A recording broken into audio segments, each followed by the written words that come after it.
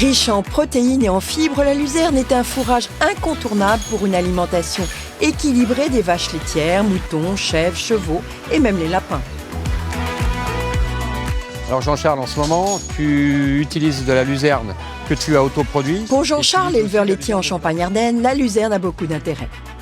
La luzerne représente 3 avantages. Le premier avantage est une sécurisation du bilan fourrager, de la quantité d'aliments disponibles à l'année pour nos animaux. Deuxièmement, elle sécurise l'apport en protéines en apportant une protéine de qualité qui permet de faire du lait de qualité. Et troisièmement, nous qui épandons des effluents d'élevage, la luzerne permet de stocker l'azote que nous épandons dans les champs pour le rendre à la culture suivante. C'est aussi un précédent idéal pour les cultures de céréales. Par manque de surface disponible, les exploitations comme celle de Jean-Charles ne peuvent souvent produire la luzerne dont elles ont besoin. Ce sont donc des producteurs, puis des coopératives, comme ici, à Saint-Rémy-sur-Bussy, près de Reims, qui vont fournir cette luzerne complémentaire sous forme déshydratée pour une meilleure conservation.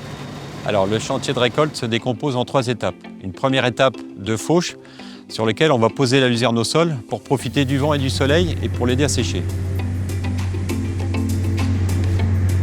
La deuxième étape, une étape qui va servir à regrouper les andins en un seul andin. Et la dernière étape, c'est l'étape de récolte. On va récolter la luzerne pour l'ensiler et la transporter vers l'usine.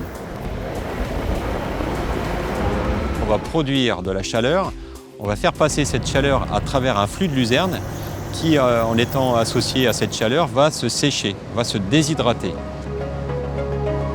Malgré l'attrait des éleveurs pour la luzerne, la production de semences est en recul. Les surfaces destinées à la culture des porte-graines diminuent depuis plusieurs années, obligeant la France à importer près de 70% de ses besoins. Les problèmes que l'on a, c'est le changement climatique. Et nos producteurs de semences sont confrontés à ce changement climatique et donc à une baisse de rendement. L'avenir de la semence de luzerne passera par une sélection qui va pouvoir adapter les variétés au changement climatique.